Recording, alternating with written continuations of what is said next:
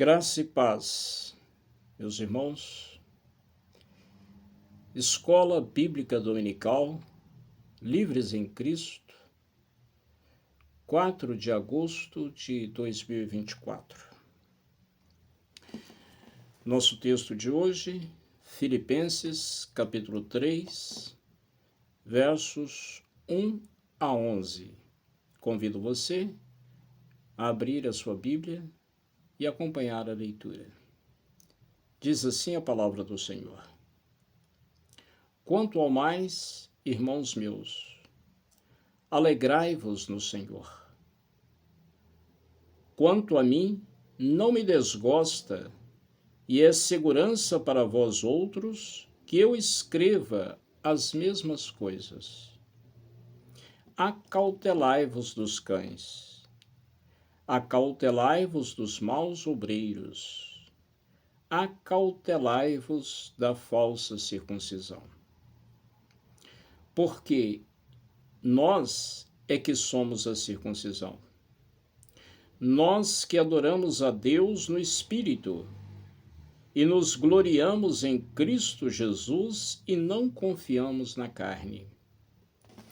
Bem que eu poderia confiar também na carne. Se qualquer outro pensa que pode confiar na carne, eu ainda mais.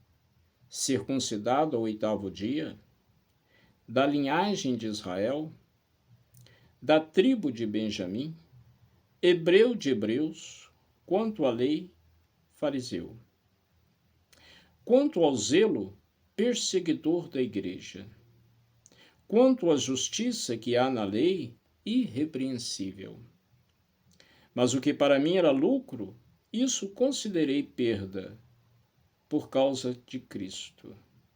Sim, deveras considero tudo como perda, por causa da sublimidade do conhecimento de Cristo Jesus, meu Senhor, por amor do qual perdi todas as coisas e as considero como refúgio para ganhar a Cristo. E ser achado nele, não tendo justiça própria, que procede de lei, senão a que é mediante a fé em Cristo, a justiça que procede de Deus, baseada na fé, para o conhecer e o poder da sua ressurreição, e a comunhão dos seus sofrimentos, conformando-me com ele na sua morte, para de algum modo alcançar a ressurreição dentre os mortos. Que Deus nos abençoe pela sua palavra lida. Oremos. Senhor amado, grande é o teu nome, acima de todas as coisas, acima de tudo que há no céu, na terra. Ó Deus, o teu nome sublime.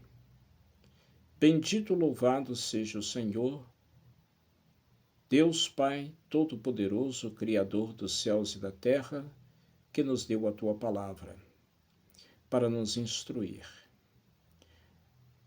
para nos confortar e também para nos corrigir quando saímos fora daquilo que agrada ao Senhor. Senhor, aplica a tua palavra ao nosso coração. Transforma, Senhor, a nossa vida, para que possamos ser de acordo com aquilo que apraz o Senhor. Que o teu Espírito abra o nosso entendimento, ilumine a nossa mente, quebrante o nosso coração, para que nós entendamos e possamos obedecer o que o Senhor quer de nós. Em nome de Jesus.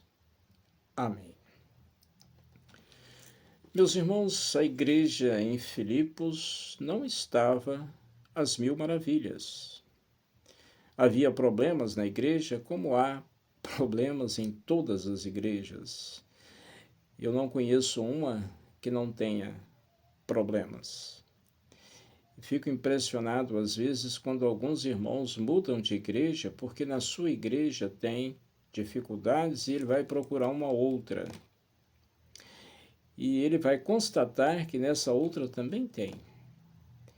Então, se você está numa igreja e surgiu um problema na igreja, você constatou dificuldades que a igreja tem.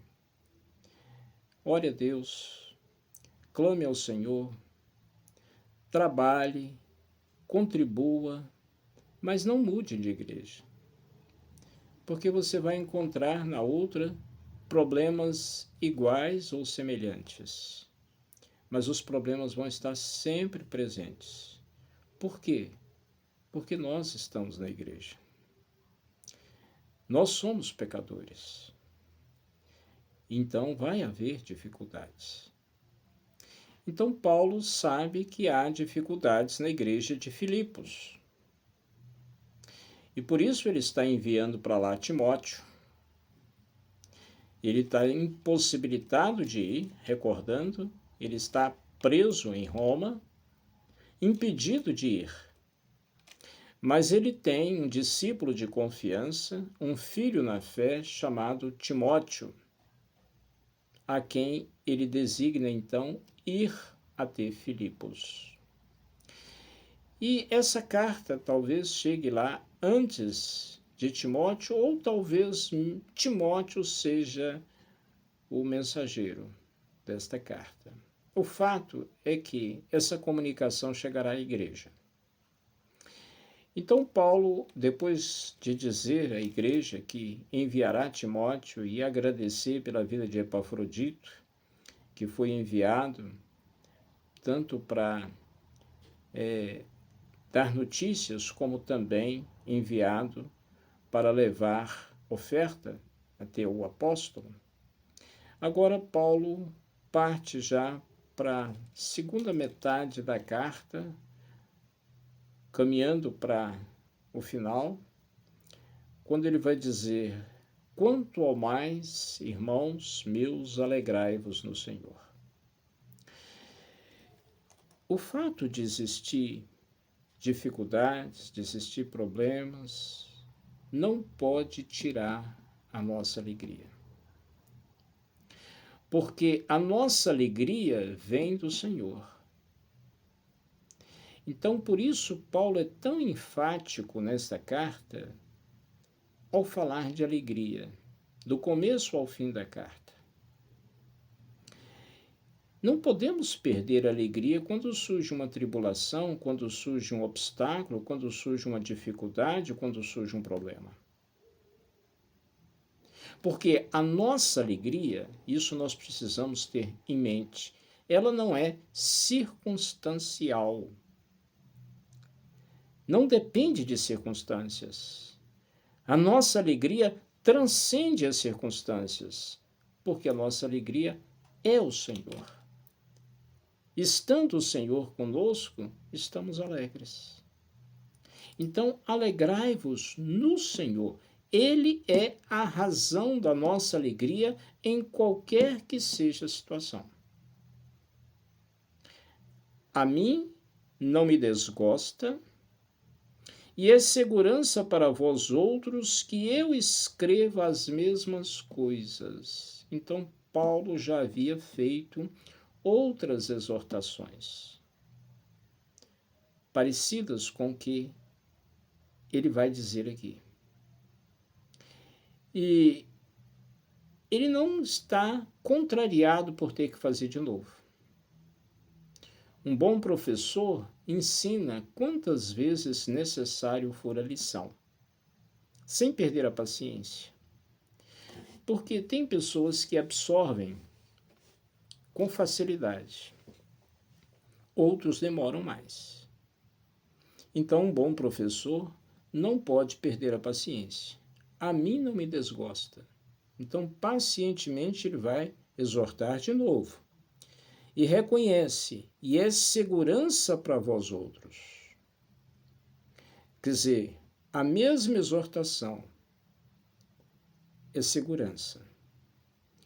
Ou seja, aqueles que não entenderam, aqueles que não estão conscientes do que está sendo tratado, ao ser repetida a exortação, pode ser que agora compreendam, pode ser que agora entendam o que Paulo quer dizer. Então ele começa fazendo uma advertência, ordenando, a palavra aqui é bem forte. Acautelai-vos. É uma ordem, não é um pedido, porque é um imperativo. Acautelai-vos. Tenham cuidado. De quê? Dos cães. Acautelai-vos dos maus obreiros. Acautelai-vos da falsa circuncisão. O que Paulo quer dizer com isso? O apóstolo Paulo enfrentou em todas as igrejas oposição por parte de um grupo chamado judaizantes. Esse grupo eram judeus convertidos ao cristianismo, mas que não se desapegou dos princípios judaicos. E achava o seguinte, que era necessário circuncidar, era necessário guardar a lei de Moisés para ser salvo. Então, para esse grupo de judaizantes, Cristo Jesus não era suficiente. Era preciso guardar também os princípios da lei. Portanto, Paulo faz essa advertência dura. É esse grupo que está tentando influenciar a igreja de Filipos, aqueles convertidos, gentios convertidos ao cristianismo, que eles deveriam circuncidar, que eles deveriam guardar a lei de Moisés. Paulo chama de cães. Por que Paulo chama de cães? É até irônico, porque os judeus tratavam todos os gentios como cães. O cão não era o pet fofo de hoje, que nós consideramos, e quase toda família tem um. Os cães naquela cultura eram animais desprezíveis, detestados por todos. Então, quando queria se ofender muito alguém, chamava de cão. Então, os judeus consideravam os gentios como cães, porque eram idólatras, porque não conheciam o Deus de Israel, porque não seguiam a lei de Moisés. E, ironicamente, Paulo aqui os chama de cães, dizendo a esses gentios convertidos para ter cuidado com eles. Acautelai-vos dos cães. Por quê? Porque eles são maus obreiros. Acautelai-vos dos maus obreiros. São obreiros que praticam o mal. Não são obreiros que caminham de acordo com a fé recebida, mas praticam o mal. Acautelai-vos da falsa circuncisão. Por falsa circuncisão aqui, ele quer dizer aqueles que estão trazendo um ensinamento falso, colocando circuncisão como pré-requisito para a salvação. Porque diziam, se não circuncidardes, não serão salvos. Então esses judaizantes, eles estavam visitando as igrejas que Paulo havia fundado e outras igrejas e tentando disseminar essa doutrina falsa. Por isso era preciso ter cuidado com eles. Verso 3. Porque nós é que somos a circuncisão. Nós que adoramos a Deus no Espírito e nos gloriamos em Cristo Jesus e não confiamos na carne. É preciso entender o sentido de circuncisão. A circuncisão foi algo que Deus exigiu de Abraão e da sua descendência. Vamos abrir a palavra do Senhor em Gênesis, no capítulo 17, para que nós entendamos um pouco melhor a respeito de circuncisão. Gênesis, capítulo 17, a partir do verso 9. Diz o seguinte: Disse mais Deus a Abraão: Guardarás a minha aliança, tu e a tua descendência, no decurso das suas gerações. Esta é a minha aliança, que guardareis entre mim e vós e a tua descendência.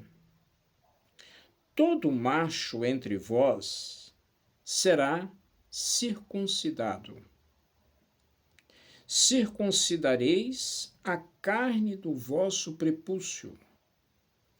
Será isso por sinal da aliança entre mim e vós. O que tem 8 dias será circuncidado entre vós. Todo macho, nas vossas gerações, tanto escravo nascido em casa como comprado a qualquer estrangeiro, que não for da sua estirpe. Com efeito, será circuncidado, nascido em tua casa e o comprado por dinheiro. A minha aliança estará na vossa carne e será aliança perpétua. O incircunciso que não for circuncidado na carne do prepúcio, essa vida será eliminada do seu povo, quebrou a minha aliança.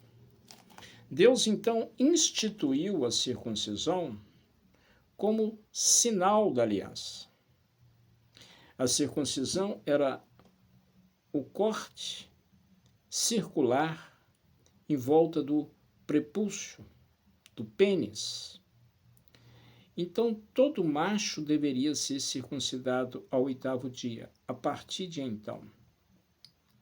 A criancinha, quando nascia, ao 8º dia, era levada para, a princípio, os anciãos, os sacerdotes, circuncidar. Mais tarde, os rabinos circuncidavam também. E aí era dado o nome à criança. Isso era uma tradição entre os judeus. Mas por que no pênis? Eu não sei se você já fez essa pergunta. Porque se é um sinal, não deveria ser num local visível? Mas é num local onde não se vê. Está debaixo da roupa, está escondido. Mas por que no pênis? É muito significativo, porque é dali que sai a semente, o sêmen. Então esse sinal estaria ali, no local onde sai a semente, o sêmen, e de Abraão, a partir de Abraão, vem toda uma nação, a nação dos hebreus, Israel.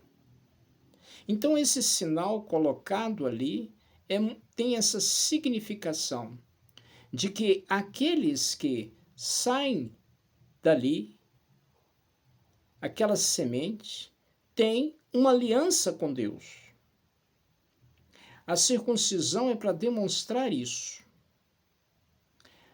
E alguém pode perguntar, e as mulheres não eram circuncidadas? Elas também não tinham aliança com Deus? Tinham. Entretanto, a mulher, ela estava representada na aliança pelo pai, se ela fosse solteira, e pelo marido, se ela fosse casada. Agora, o macho era circuncidado. Todo macho será circuncidado ao 8º dia. Entretanto, esse sinal físico tem algo a mais. E o Antigo Testamento vai usar o termo recorrente da circuncisão do coração. A circuncisão da carne, que é a circuncisão do prepúcio, ela é um sinal externo, um sinal na carne, mas que tem que refletir um sinal interno. Circuncisão do coração. O coração tem que estar também cortado. Ou seja, o coração tem que estar aberto, pronto para receber do Senhor, pronto para obedecer, pronto para servir ao Senhor. E aqueles que enfatizavam só a circuncisão física se esqueciam desses princípios mais importantes e praticavam a circuncisão física como um ritual. E esses judaizantes agora querem fazer com que gentios, a quem não foi dada a lei da circuncisão, gentios convertidos, venham se circuncidar. A circuncisão, à época do Novo Testamento, ela sofre uma mudança. O sinal passa a ser outro, o sinal da aliança. O sinal passa a ser o batismo. Paulo mostra isso lá em Colossenses. O sinal agora é o batismo. É o sinal visível de algo que aconteceu dentro.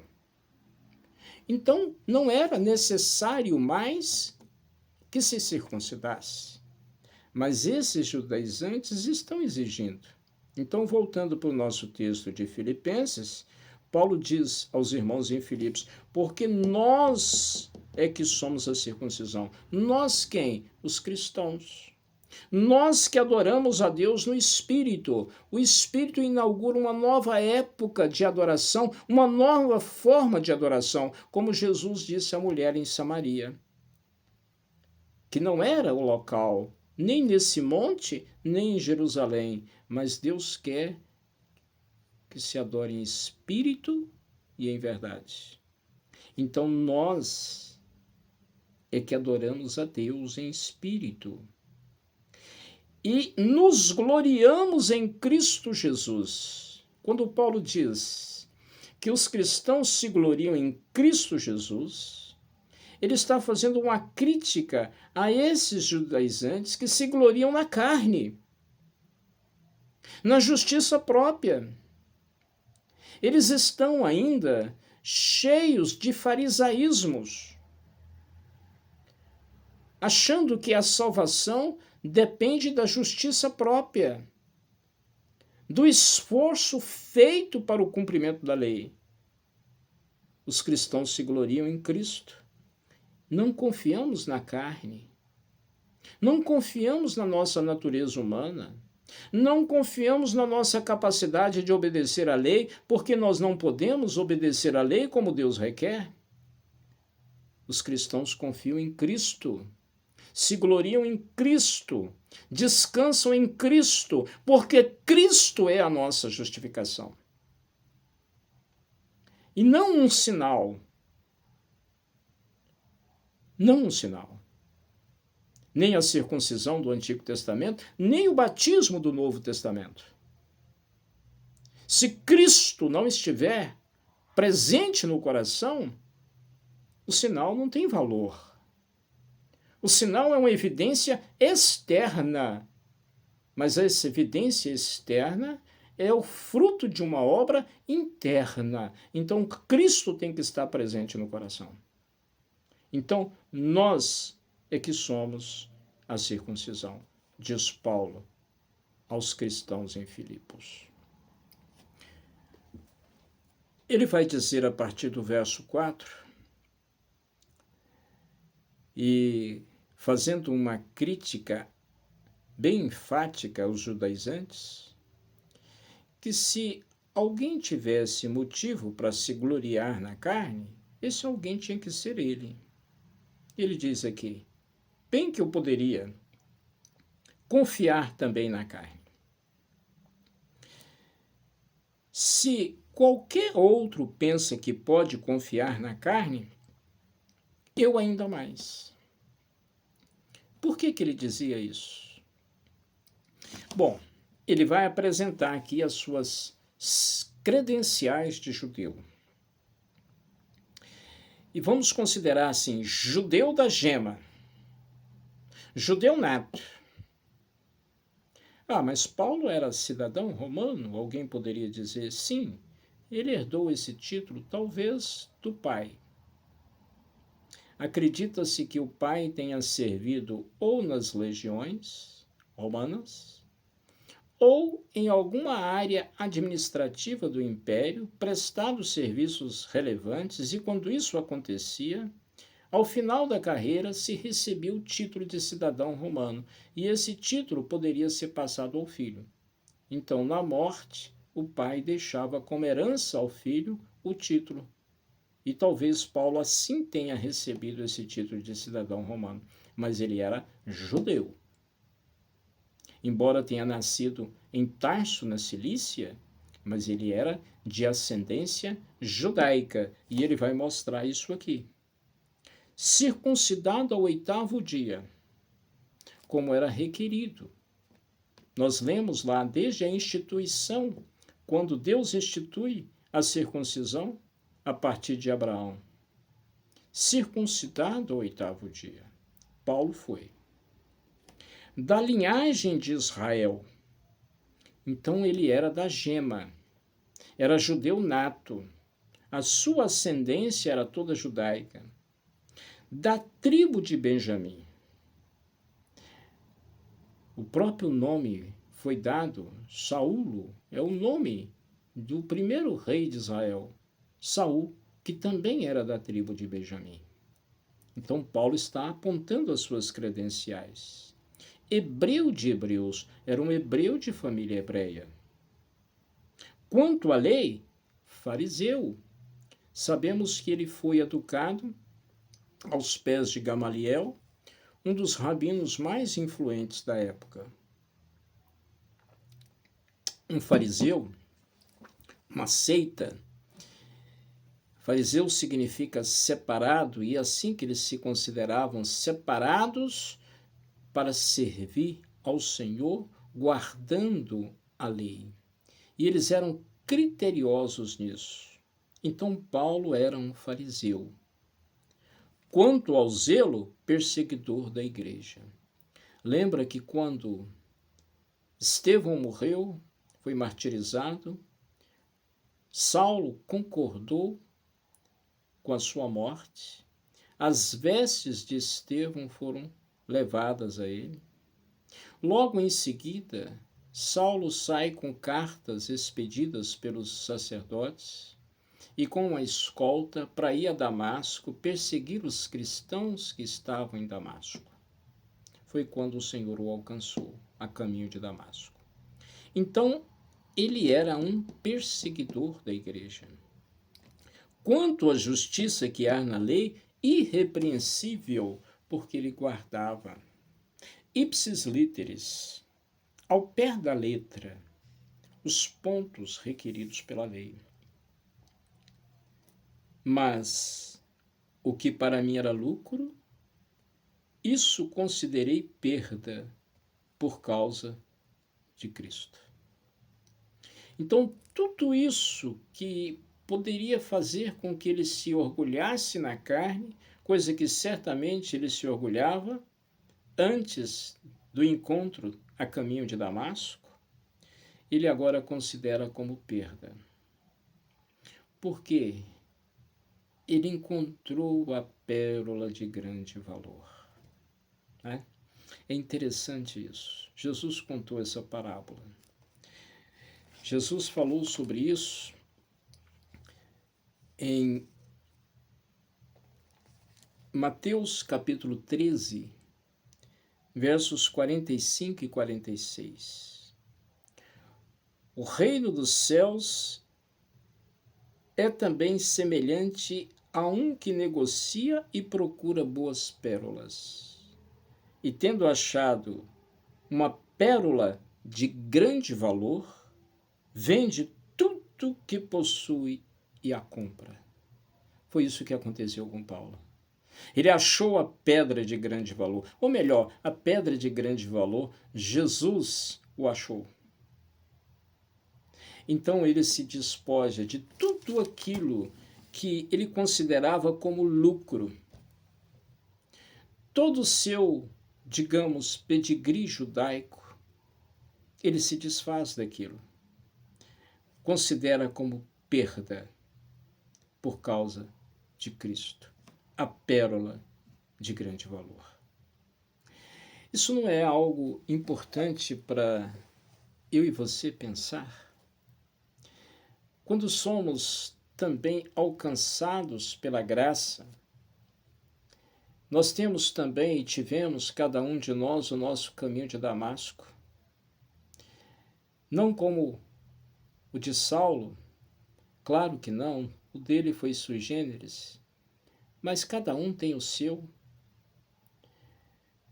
E quando recordamos o nosso caminho de Damasco, quando Cristo nos encontrou e a situação com que estávamos quando Ele nos encontrou, nós temos que lembrar e enfatizar muito bem isso, que agora temos tudo aquilo que antes considerávamos como lucro, nós temos que considerar como perda por causa de Cristo.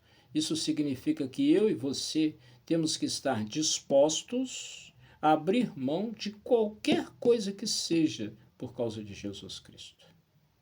Tudo aquilo que nos impede, tudo aquilo que nos atrapalha, seja coisas como trabalho, seja coisas como lazer, seja qualquer coisa que possa nos atrapalhar na nossa caminhada com Cristo Jesus, nós temos que abrir mão.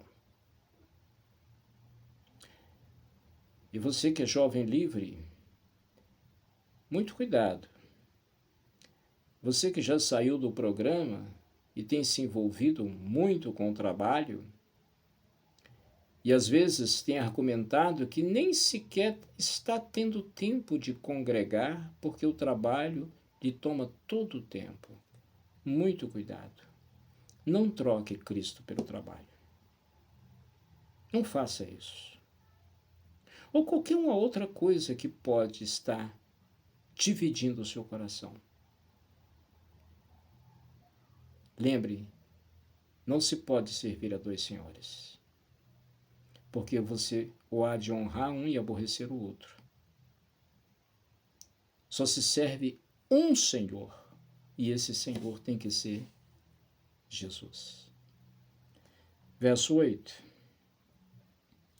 Sim, deveras considero tudo como perda, por causa da sublimidade do conhecimento de Cristo Jesus, meu Senhor, por amor do qual perdi todas as coisas e as considero como refúgio para ganhar a Cristo.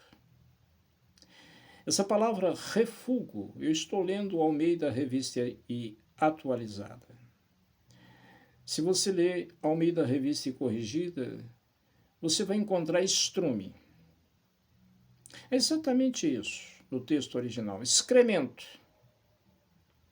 Tudo aquilo que eu considerava de valor, eu agora considero excremento, por causa da sublimidade do conhecimento de Cristo Jesus.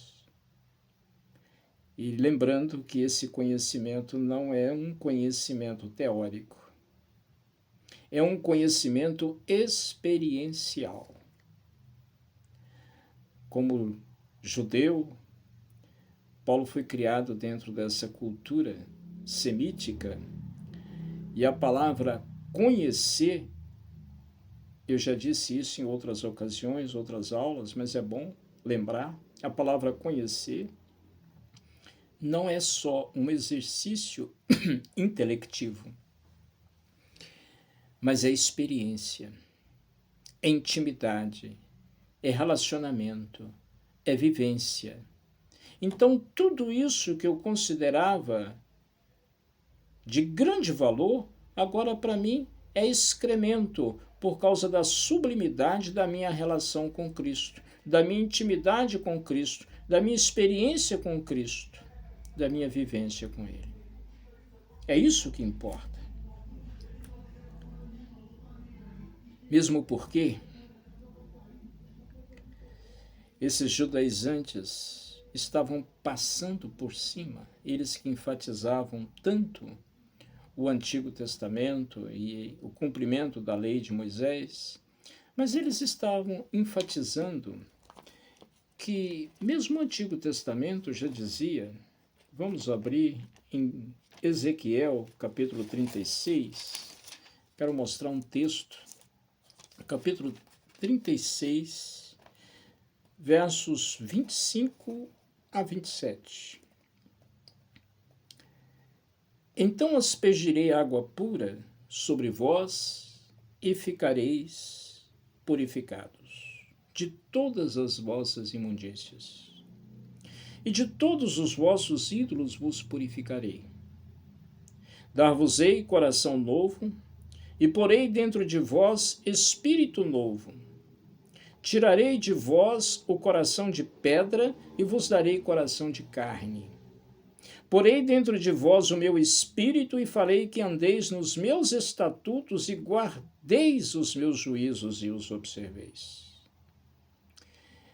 Portanto, o que o texto de Ezequiel nos diz aqui, e Jeremias fala também a mesma coisa, é que não depende do homem. Ele não cumprirá com esforço da sua carne a lei do Senhor, não andará nos estatutos e nos juízos do Senhor. Ele não conseguirá. É necessário que o Senhor haja a seu favor, aspergindo água pura, purificando e dando coração novo e colocando dentro o seu espírito. Portanto, só é possível servir a Deus assim, nascendo de novo e tendo a direção do Espírito para fazer aquilo que agrada a Deus. Esses judaizantes estavam induzindo a igreja ao erro, assim como eles fizeram em outras igrejas também. Na Galácia, fizeram na igreja de Colossos, eles tentaram fazer um estrago por todos os lugares, dando trabalho ao apóstolo Paulo. Voltando para Filipenses, capítulo 3, verso 9. E ser achado nele, ser achado em Cristo. A expressão em Cristo, nos escritos paulinos, elas são muito repetidas. Várias repetições dessa expressão. Está em Cristo é estar ligado, como está dentro dele, está unido com ele. Portanto, aqui ele diz, ser achado nele, não tendo justiça própria. A justiça própria exclui a justificação. Justificação é uma obra de Cristo a nosso favor. Se nós tivéssemos competência de cumprir a lei e ser justificados pelas obras da lei, Jesus não precisava ter vindo. Jesus não precisava morrer na cruz. Mas ele veio e morreu na cruz justamente por isso, para nos justificar, porque nós não temos condições de nos justificar a nós mesmos. Então, aquele que confia na justiça própria, na sua capacidade de cumprir a lei, ele está excluindo a justificação. Ser achado nele, não tendo justiça própria, que procede da lei, senão a que é mediante a fé em Cristo Jesus. Essa é a verdadeira justiça. É ele que nos justifica. E é mediante a fé. A justiça que procede de Deus, baseada na fé. Isso para que ninguém se orgulhe, como ele diz na carta aos Efésios, capítulo 2, que a salvação é de graça, não de obras, para que ninguém se glorie. Ou seja, a justiça procede de Deus. Então Deus enviou Jesus, o justo, para nos justificar. Então, na sua morte, ele nos justifica. Aquele que confia na justiça própria, então, está anulando o efeito da justificação. Verso 10. Para o conhecer, mais uma vez a palavra conhecer, que é esse relacionamento, essa intimidade, essa experiência. O conhecer e o poder da sua ressurreição. A ressurreição de Jesus é a prova de que Deus aceitou o sacrifício que ele fez em nosso favor. Portanto, o poder da sua ressurreição e a comunhão dos seus sofrimentos, conformando-me com ele na sua morte. Ter comunhão com Cristo é ser coerdeiro com ele. A mesma ideia que está em Romanos 8,17. É ser cordeiro. Se com ele sofremos, com ele seremos glorificados. Então, ter comunhão, ter participação nos seus sofrimentos. A caminhada terrena que nós fazemos é uma caminhada de sofrimento. Lutas e tribulações estarão nesse caminho. Mas a nossa comunhão com Cristo faz com que se conforme a Ele.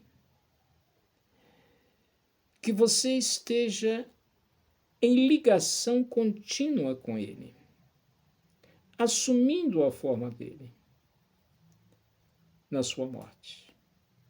A morte que garantiu a nossa salvação. A ressurreição, que é a prova de que Deus aceitou esse sacrifício de morte por nós.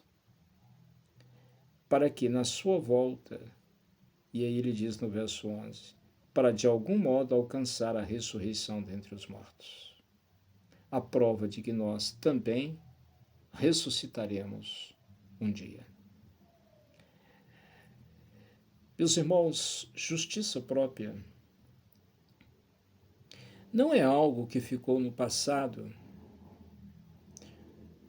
com aquele judaísmo primitivo, com o farisaísmo extremista, ou com cristãos judaizantes que dão dor de cabeça para o apóstolo Paulo nas igrejas fundadas por ele. Não ficou só no passado. A justiça própria é algo que acompanha o povo de Deus.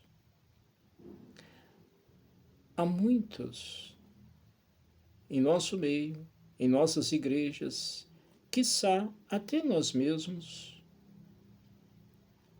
envolvidos com justiça própria. Sempre que nós negligenciamos de olhar para a cruz tem que estar sempre diante dos nossos olhos. Eu não quero dizer com isso que você tenha que andar com um crucifixo, longe de mim tal ideia. A cruz estar diante dos nossos olhos é uma maneira figurada de dizer que nós não podemos esquecer do que foi feito ali. Porque se nós tiramos os olhos da cruz, nós esquecemos da justificação. E aí nós passamos a buscar justificação através das nossas obras. Isso é justiça própria. Precisamos ter muito cuidado com isso. A cruz precisa estar diante dos olhos. O sacrifício de Jesus por nós é o que garante e garantirá a nossa salvação. Que Deus nos abençoe pela sua palavra. Oremos. Querido e santo Deus, Pai Todo-Poderoso, eu quero clamar ao Senhor para que nos esvazie de toda e qualquer justiça própria.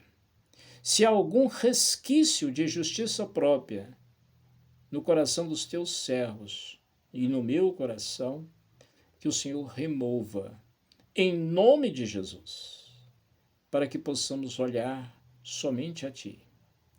A obra consumada na cruz, o sacrifício que foi feito em nosso favor.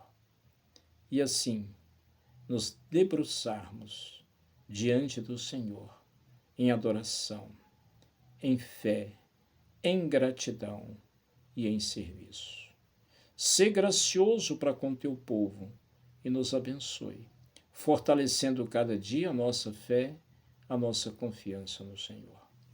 Em nome de Jesus, porque dele, por ele, para ele são todas as coisas. A ele, pois, a glória eternamente. Amém. Povo de Deus, o Senhor te abençoe e te guarde. O Senhor faça resplandecer o rosto sobre ti e tenha misericórdia de ti. O Senhor sobre ti levante o rosto e te dê a paz.